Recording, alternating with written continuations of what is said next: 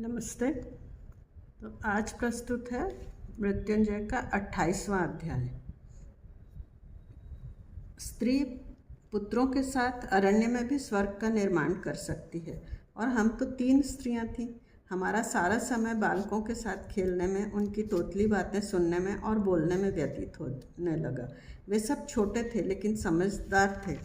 वर्ष के बाद वर्ष बीतने लगे, बालक बड़े होने लगे, अरण्य में निर्भय होकर विचरण करने लगे।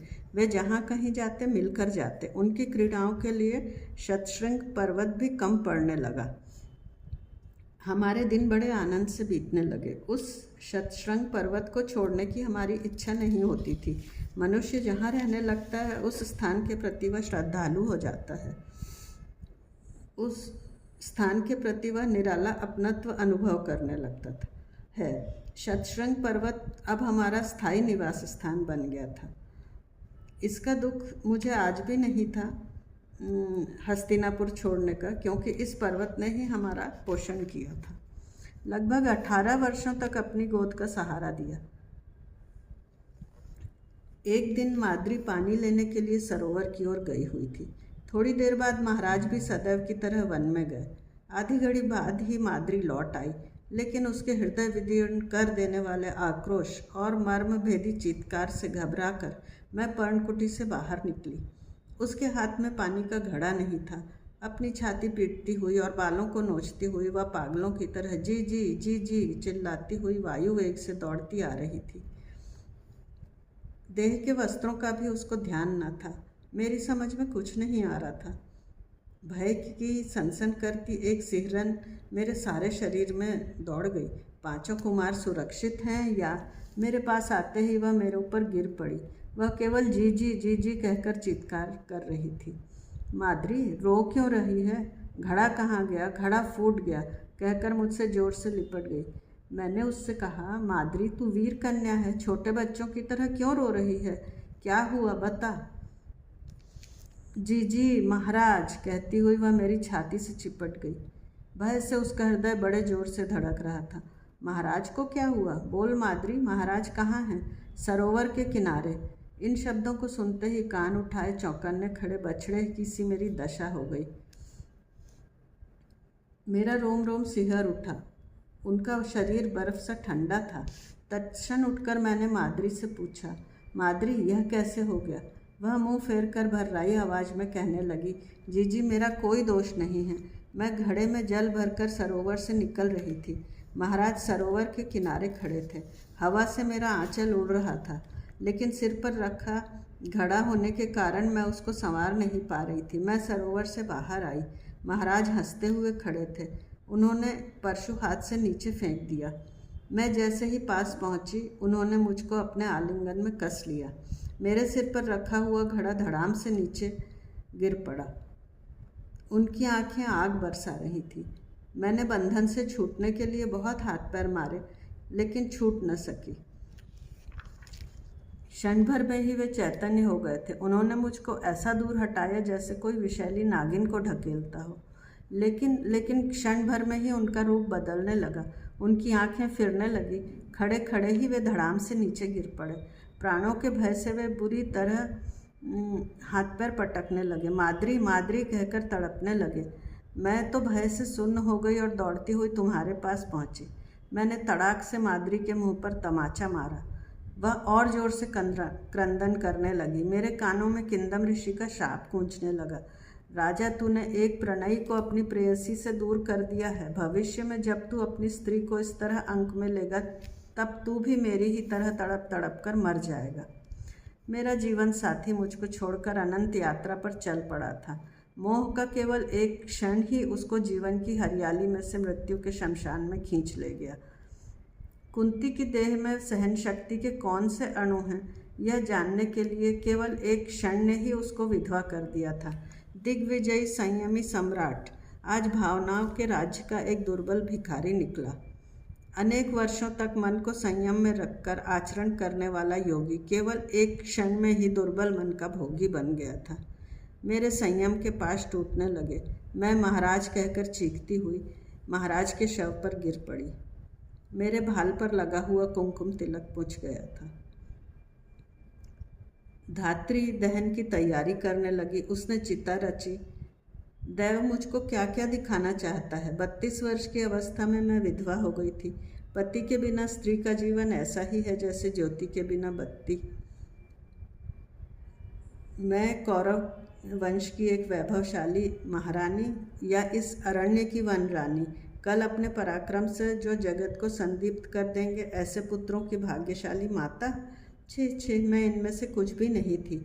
अपने पति के निधन से जिसके प्राण निकल गए थे, ऐसी एक निष्प्राण देह थी मैंने एक अबोध शिशु को अपने हाथों से मृत्यु की गोद में सुला दिया था। कहीं इसीलिए तो मृत्यु ने अपने काले दांत किटकिटाकर मुझको उसका कठोर दंड दिया। आगे भयानक खाई और पीछे घोर अरण्य। मेरा जीवन क्या ऐसा ही नहीं था? बचपन में मैं पिताजी के हाथ का खिलौना थी। भोजपुर में मैं दुर्वासा के हाथ का खिलौना बनी और आज मैं असीम वेग से दौड़ने वाले काल के हाथ का खिलौना बन गई हूँ। धात्री ने महाराज का शव चिता पर रख दिया। उस पर लकड़ियाँ रखी। उसी ने चिता में अग्नि दी। शत्रुओं को भय से थरथर कांपने वाले एक पराक्रमी और दिग्विजय योद्धा को एक दासी ने अग्नि दी। चिता जलने लगी। ज्वालाओं के पक्षी चट चट करते हुए आकाश में उड़ाने भरने लगे। मेरा मन सुन्न हो गया था।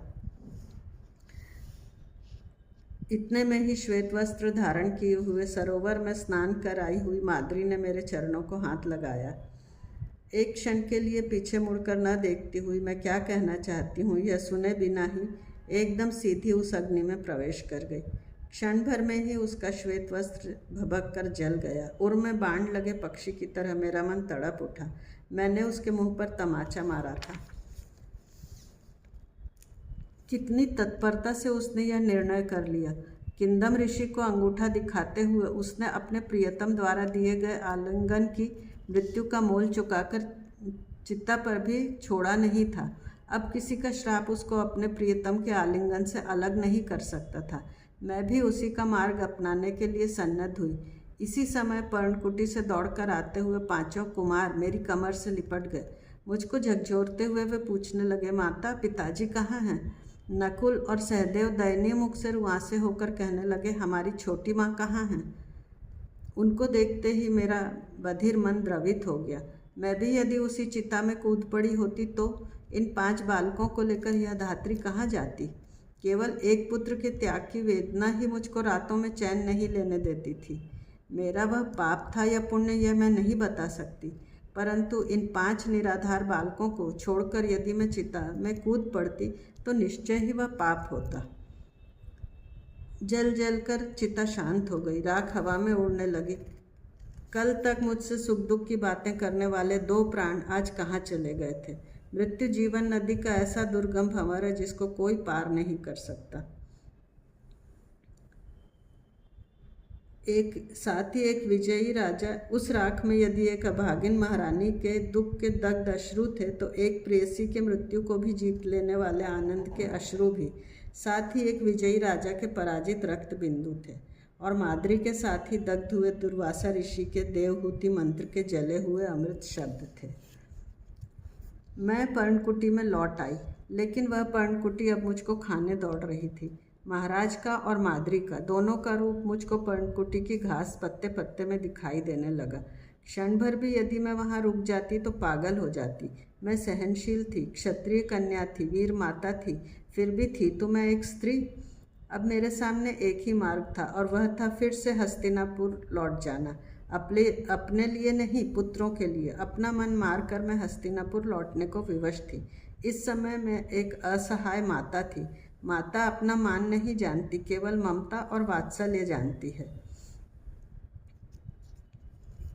अबोध पुत्र और धात्री के साथ क्या मैं अरण्य में रह सकती थी? जिस शाप के कारण मैंने हस्तिनापुर छोड़ा था, उसी शाप के कारण मुझको फिर हस्तिनापुर का मार्ग पकड़ना पड़ रहा था। आते समय महाराज, मैं, माद्री और धात्री थे, लेकिन लौटते समय महाराज और माद्री के रूप में ये 5 पुत्र थे। प्राणों से भी अधिक प्रिय समझकर यदि इनकी देखभाल की जाएगी तब तो भविष्य में ये कुछ कर सकेंगे, नहीं तो वास्तविकता की अग्नि में आज तक जैसे हमारे जीवन के अंकुर जले थे वैसे ही इन 5 बालकों के भी जल जाएंगे। दोनों, स्त्री को अबला कहने वाले समाज और प्रकृति दोनों को मुझे यह दिखा देना था कि प्रतिकूल परिस्थितियों के पंख में भी मैं 5 कमलों को अच्छी तरह पाल पोस सकती हूँ। हम शतशृंग पर्वत को छोड़कर हस्तिनापुर की ओर चल दिए। पूरे 20 वर्ष बाद। इन 20 वर्षों में हस्तिनापुर शायद बिल्कुल ही बदल गया होगा। महारानी कुंती के प्रति नगरजनों की भावनाएं धूमिल हो गई होंगी। ये अध्याय यहीं समाप्त करते हैं। धन्यवाद।